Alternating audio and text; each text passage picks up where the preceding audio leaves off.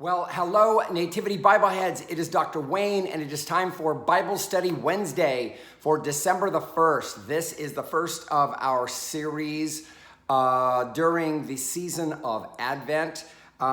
It just so happens to coincide, and fortunately at this, with Advent and Isaiah. There's stuff in Isaiah that we seem to not be able to live without with regard to the nativity. And I'm specifically talking about Isaiah chapter 7. We'll hear those verses in a few more weeks. But specifically with regard to prophecy, okay? Regard to what is it that the prophet is speaking? How do we apply that in a Christian context? What is it that does... Let me remind you. What we've been doing is teaching through the entire Bible, and we took a pause in after 1 Kings chapter 15. And when we took that pause after 1 Kings chapter 15, we took a look at some of the prophets who were preaching during this time that our narrator in 2 Kings doesn't talk about. And so that's why we took a few weeks in Amos, and then Hosea. And Isaiah, we're not going to go through the entire book of Isaiah right now. What we are going to do, when I say now, I mean during Advent of this December of 2021, what we are going to do is consider the ministry of Isaiah in the time that it happened, in the setting that we have set for us in the book of 2 Kings, and specifically how this applies to the nativity, because this is a major, I know we're only we're in the Gospel of Luke this year, but the other gospel writers like to reference Isaiah, and we like to quote Isaiah in our Christmas passages, in our Christmas lections, okay? Now, just a reminder, let's start back with 2 Kings, verse 32. This was the end of 2 Kings 15, which is where we boinged into the prophets. 2 Kings chapter 15, verses 32 and following. In the second year of King Pekah, son of Remaliah of Israel, King Jotham, son of Uzziah of Judah, began to reign. Remember, whenever our narrator is talking about the king of the southern kingdom, he typically references the northern kingdom and who was king then, okay? That's his way of dating, because they didn't have the dating method that we have today. Verse 33, he was 25 years old when he began to reign, and reigned 16 years in Jerusalem. So, King Jotham, son of Uzziah. The reason why this is important is because of the ministry of Isaiah. Let us turn to Isaiah chapter 6. Yes, Isaiah chapter 6. In Isaiah chapter 6, we have his call experience. Remember, whenever we are reading from the prophets did not necessarily be the ones who redacted their material. They didn't edit it. This was usually, we could presume, done by this cadre of prophets or disciples, devotees, whatever you want to call them, who were like fans or like believers in or followers of this prophet, right? So in the book of Isaiah, we don't actually get a whole lot of. So what was Isaiah like? Who was this man Isaiah, right? Chapter 6 answers that question. That's why we're starting in chapter 6. And then we're going to be going forward in that, because chapter 7 has the prophecies about the virgin or the young woman or whatever you want to call the young lady, who would then conceive a child, and he would be called God with you. So in chapter 6 of Isaiah, it says, in the year that King Uzziah died. Okay, you should immediately think, oh, yeah. Back in 2 Kings chapter 15, it mentions that King Uzziah died. Yeah, okay. And who took the reign? His son, Jotham, who is 25 years old. Now, just FYI, as a historical reminder, Uzziah also was known as Azariah. He was bedridden and ill most of his reign. And it appears that most of his reign was conducted, if you will, by his son in his stead, even while Uzziah was still king.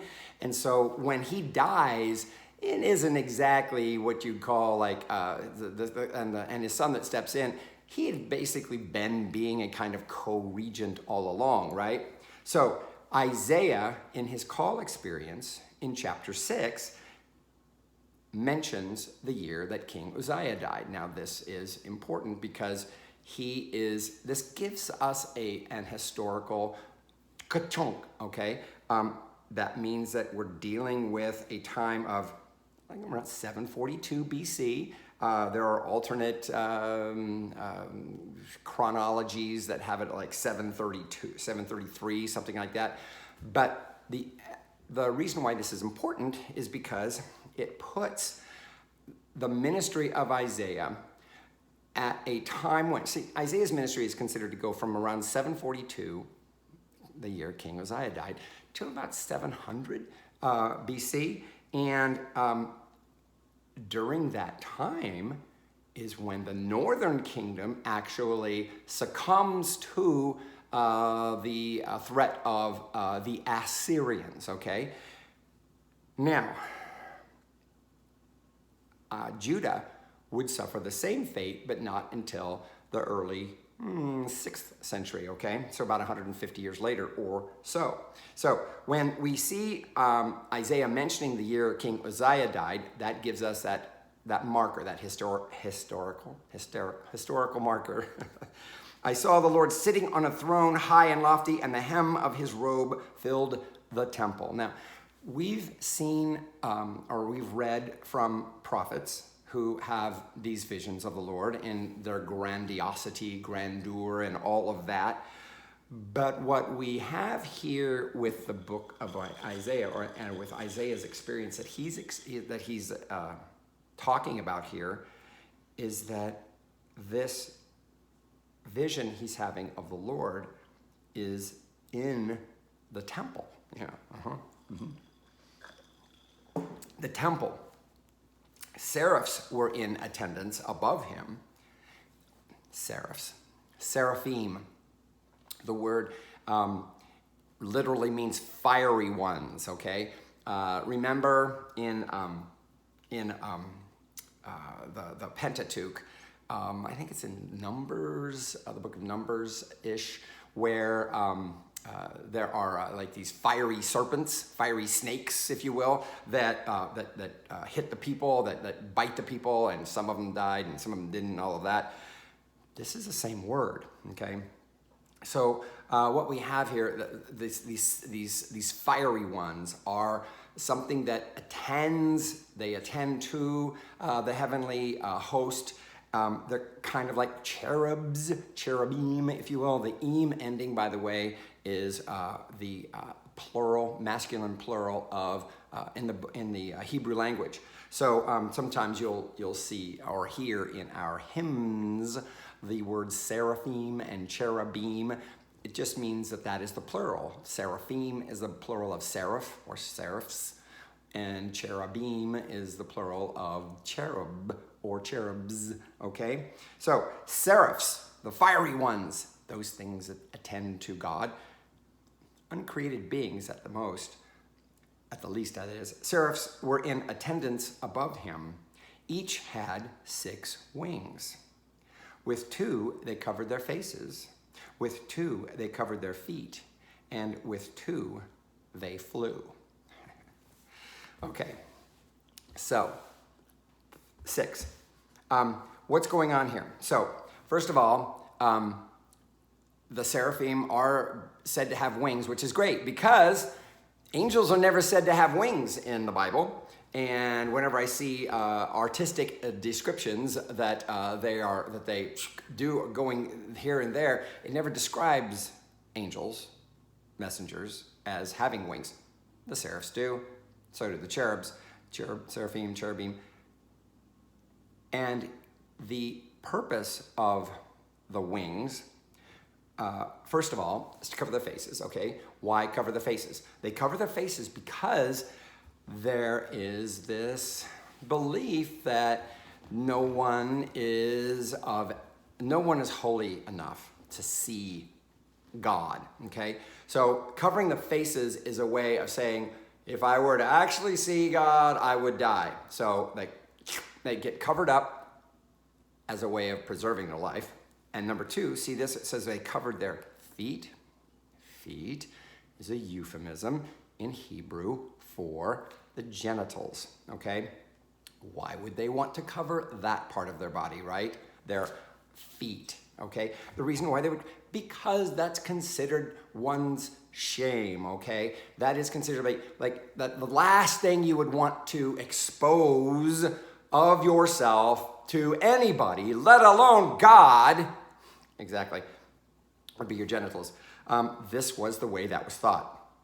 I'm not saying that we should think that today. I'm just saying that that's what was there in the mind of the economy of the brain back then that produced our Isaiah, okay? So that's the reason for the thing. So 2 over their face, 2 over the genitals, 2, and the other, they flew. Protect the, it's a recognition of the glory of God, the, what am I allowed to expose before God? And it's like, I got to be my best before God, and the 2, they flew, okay? Why? Because they weren't angels. Angels don't need wings to fly, yeah? This is part of my thing here. And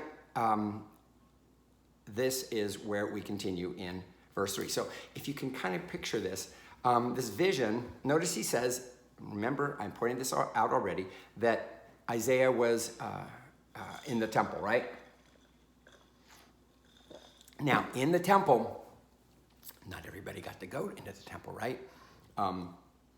It is very likely that what we have here is a description of a prophet who, as a royal counselor, I haven't gotten into that point yet, whereby we come to the conclusion as a scholarly way of thinking of this Isaiah knew a whole lot about the temple. For not being a priest, he knew an awful lot about what was going on inside the temple. We would think that because he serves, as we will find out in chapter 7, as a royal advisor. And as a royal advisor, he was qualified to accompany the king, stand next to the king. It's not at all, the king would be very visible, okay? This wasn't those days like it is today, right? Kings actually got out there. Kings actually met the people. Kings actually, they didn't have a Twitter feed. They didn't have Facebook. They did not have social media. They didn't have television. They didn't have podcasts. They didn't have any of that stuff. So how do you meet the people? You get out there and see them where they are.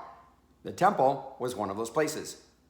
And Isaiah appears to be somebody who had a listening from the king, okay? And it seems as though, as this royal advisor, he would be close enough to the open doors of the temple that he would actually be able to see glimpses, catch a glimpse here and there of what was going on in there and what it would look like, okay?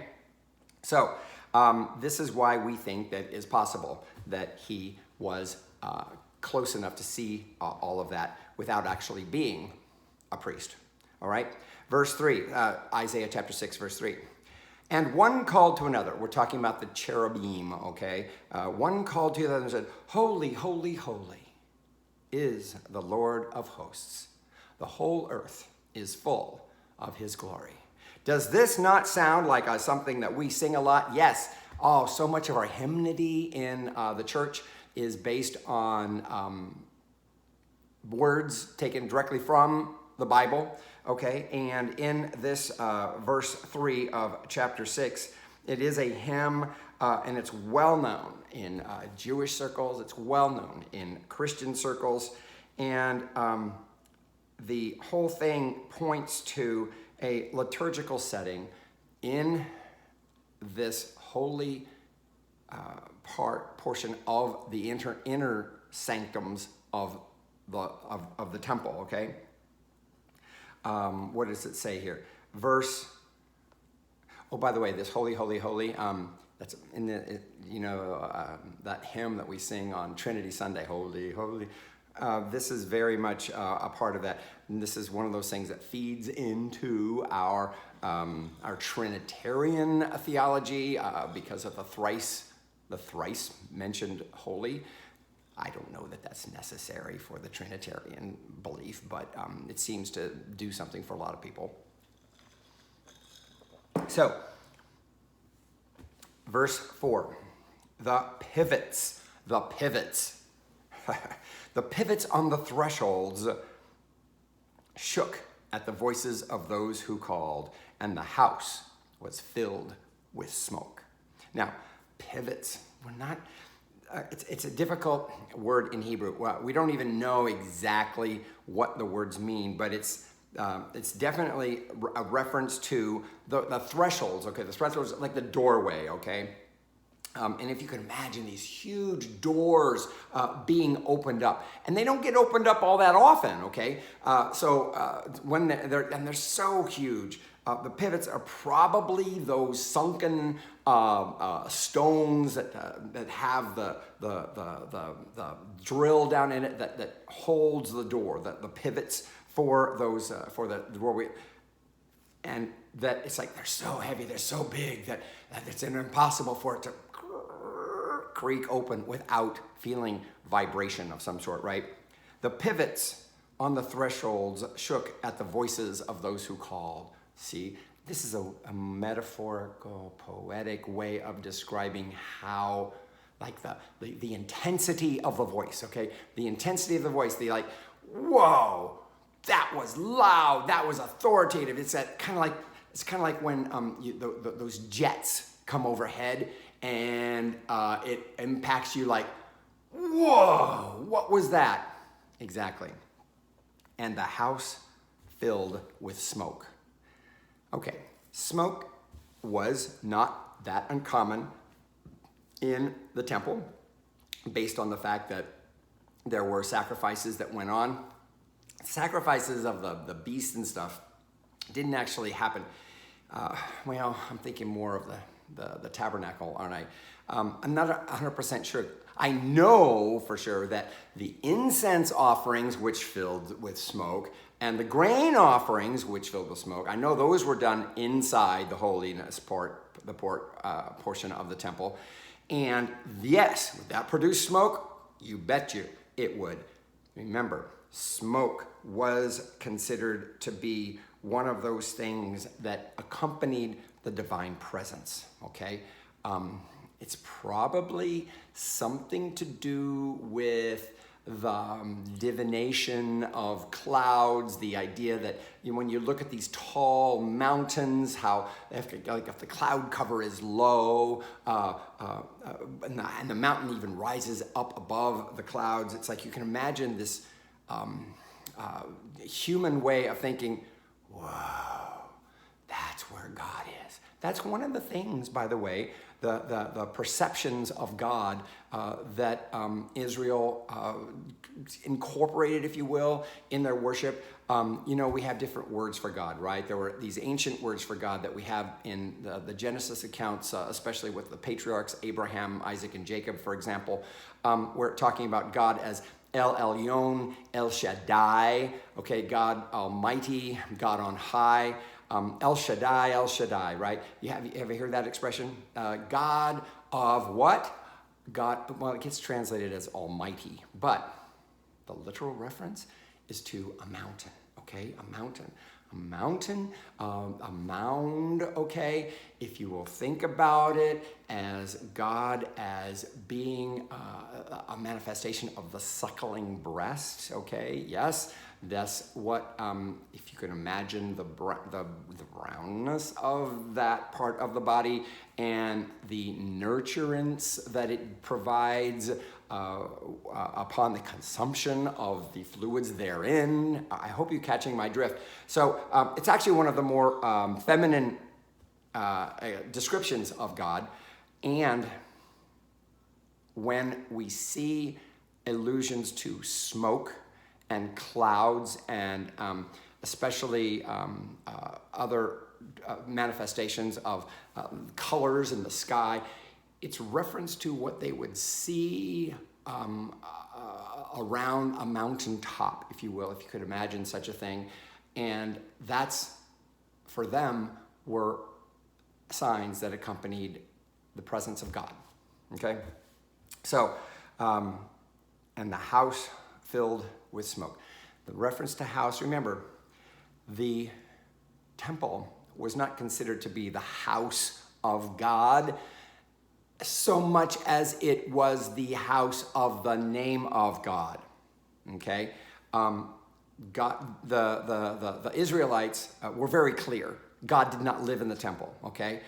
God's name, maybe that's the way they saw that. So they knew that their God could not be contained by a building, but a building could glorify that God if it were to see the accoutrement inside there as like a throne, if you will, or a footstool, okay? Think of it more like a footstool of a huge invisible God that nobody could see, period, okay? Well, this is what we have here.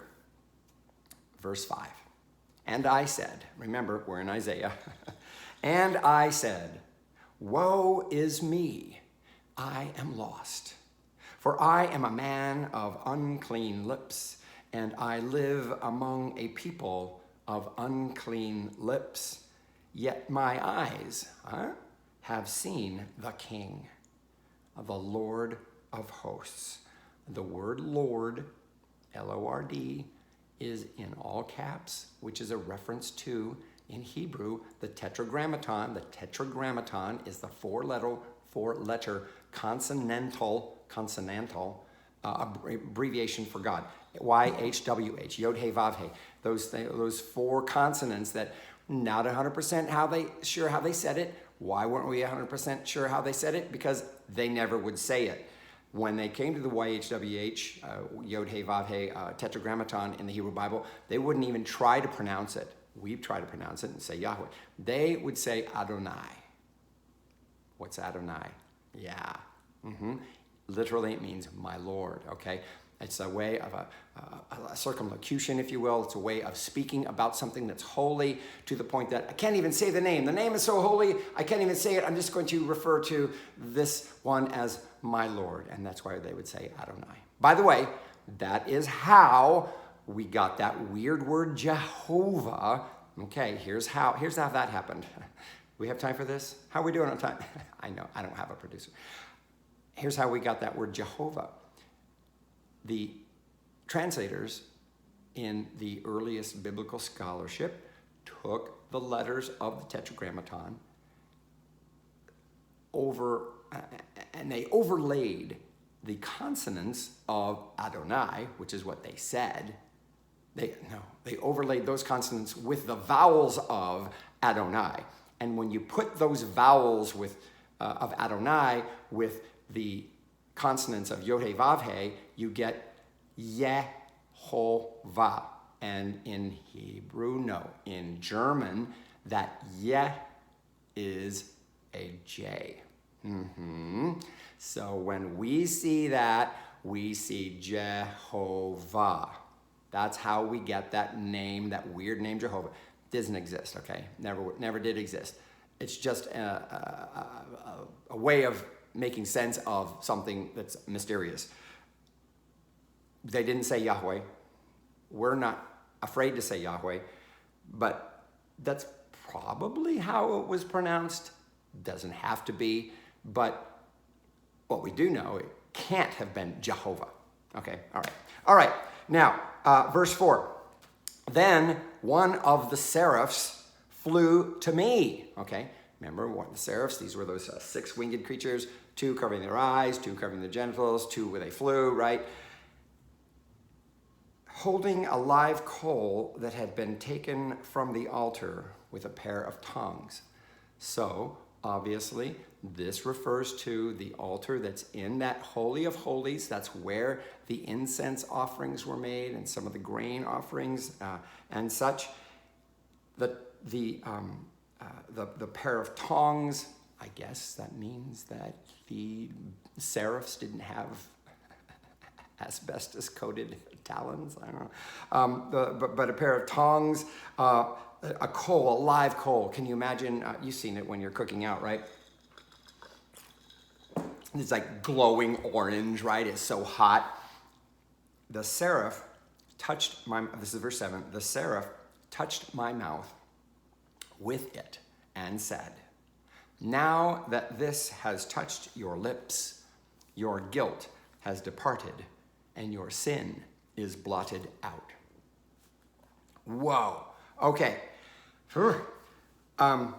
There were accounts of other prophets in the ancient Near East who accounted experiences whereby their lips had to be purified in order to then speak for their God.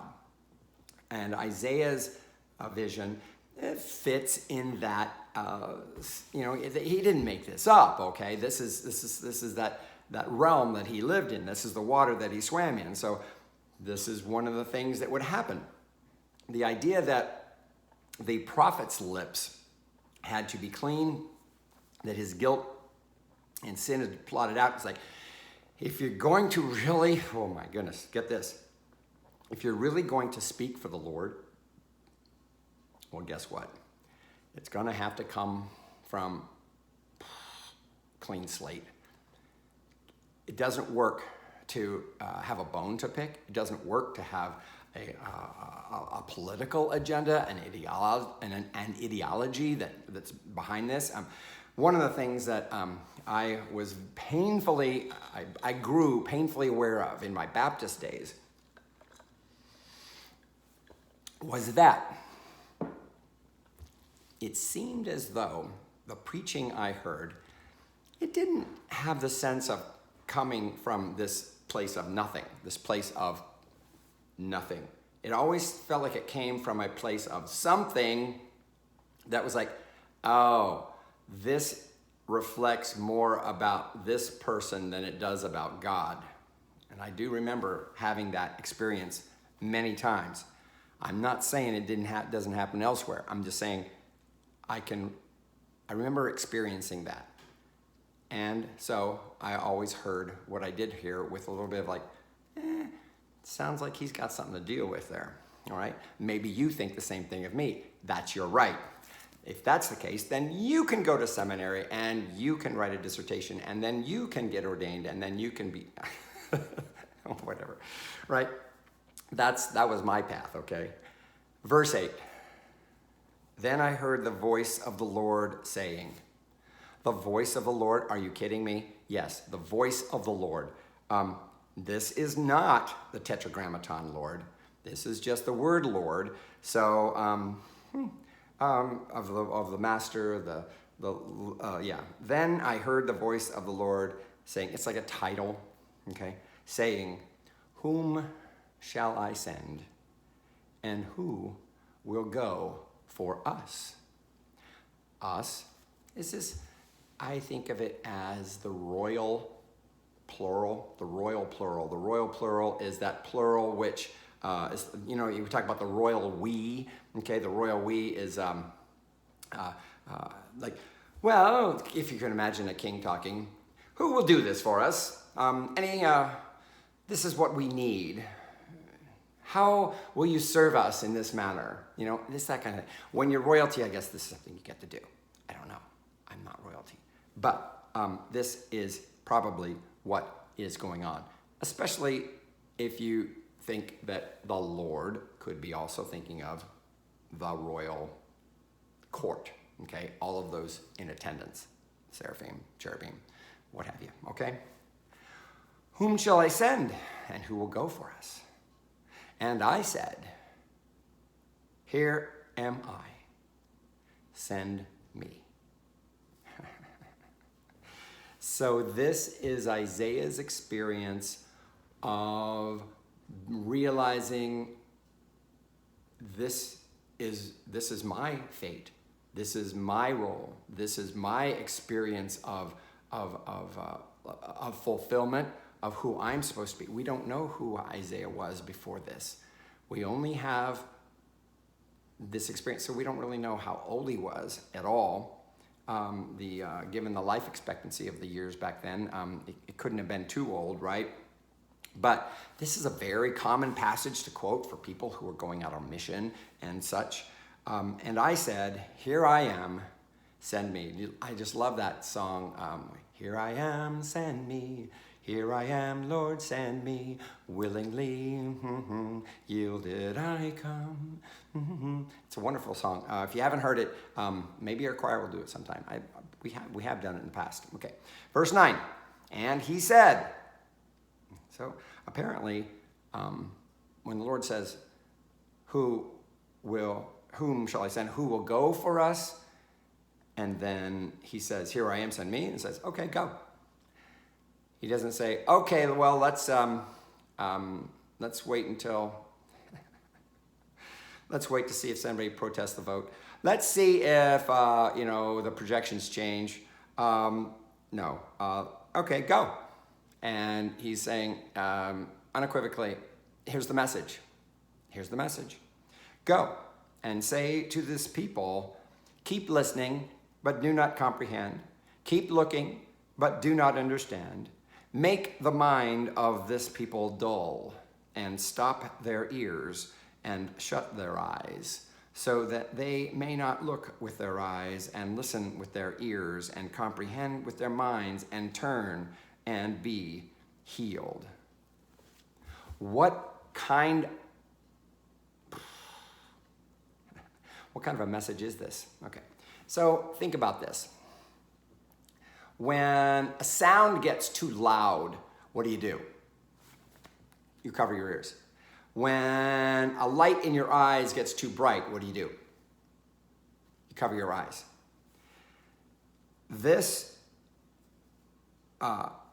thing that Isaiah is told, he's basically, okay, what I'm going to give you is stuff it's too bright for them to see. It's too loud for them to hear. It's not going to be something that they can understand. It's going to boggle their minds, okay? The intention isn't to boggle the minds, I don't think. I believe it's just that the effect is that it boggles the minds, okay? It means they're not going to totally get it. But it needs to be said anyway.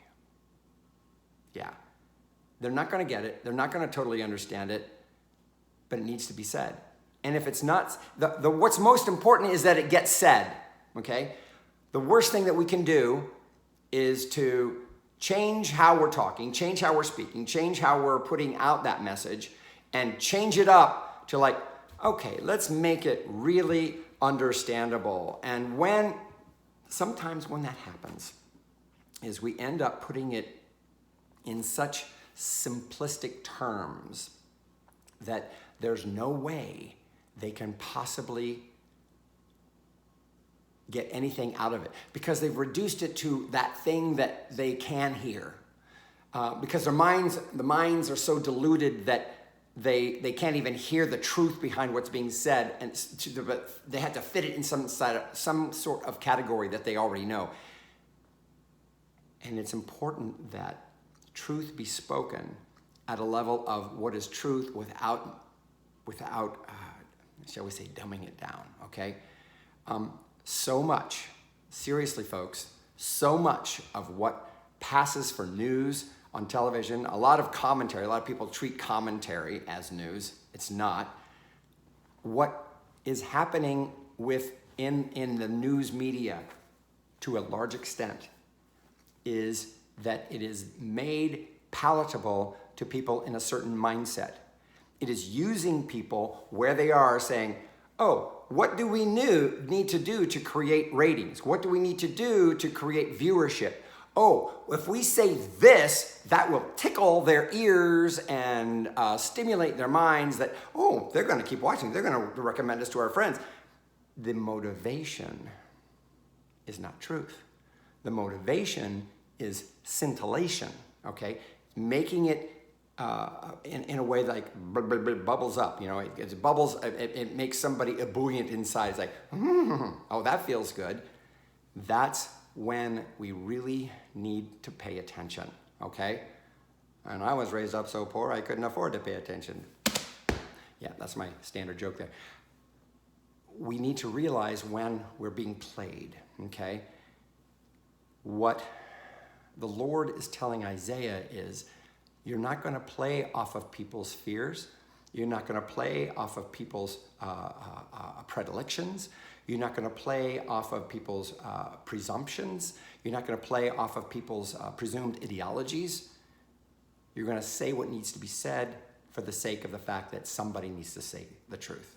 Somebody needs to say it, even if it's not popular, even if it loses you votes, even if it is something that's unpopular with everybody else that likes to think like you or you think they do.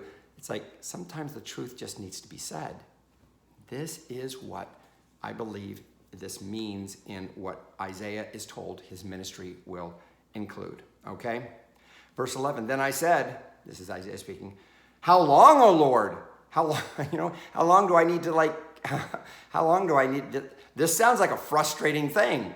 This can't be very pleasant, so therefore, it's kind of like that was when the disciples would ask Jesus, when Jesus would say all these horrible things that are going to happen, they'd say, well, when is this going to happen? How long is this until they're going to be like, we want to make sure that if something this unpleasant is going to happen this surely, we need to get it done and get it over with. We need to know when it's going to end, okay? Otherwise, we're not going to be able to plan, okay? How long, O Lord? And he said, get this, until cities lie waste without inhabitant, and houses without people, and the land is utterly desolate, until the Lord, this is the Tetragrammaton again, Yahweh, the Lord, the covenantal name for God, until the Lord sends everyone far away, and vast is the emptiness in the midst of the land. This is a reference to the exile. Remember, the northern kingdom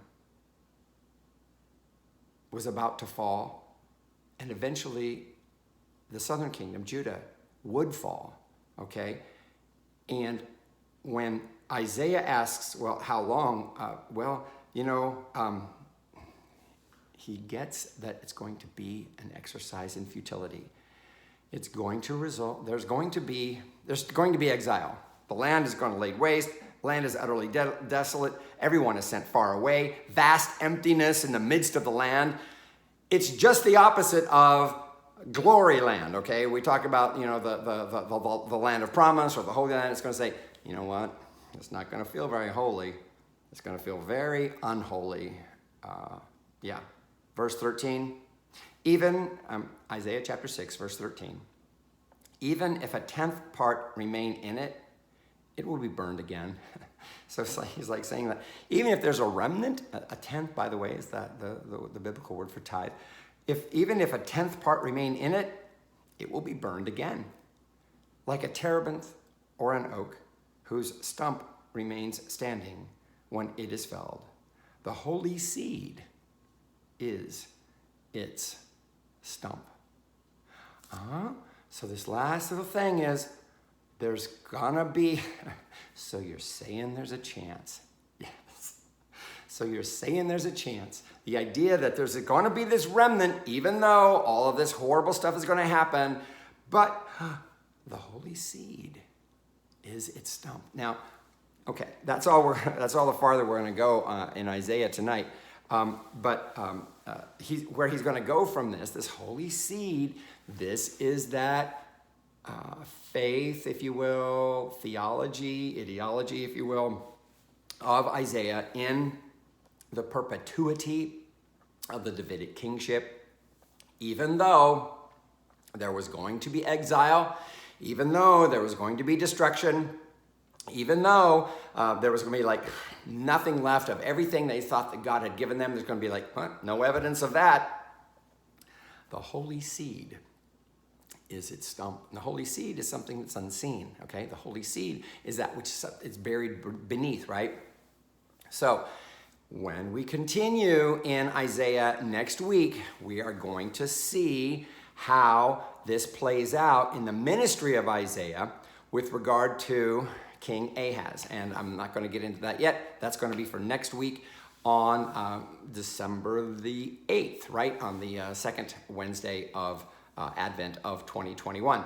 All of this is painting a picture toward understanding what happens in the New Testament with Mary, with the lineage of David and the birth of Jesus, and how all of that fits in, and why in our gospel reading for year C, Luke, how that fits in with Luke's stories and his telling of Jesus' nativity and such. Okay? So join us next week for that. Until then, blessings on your Advent.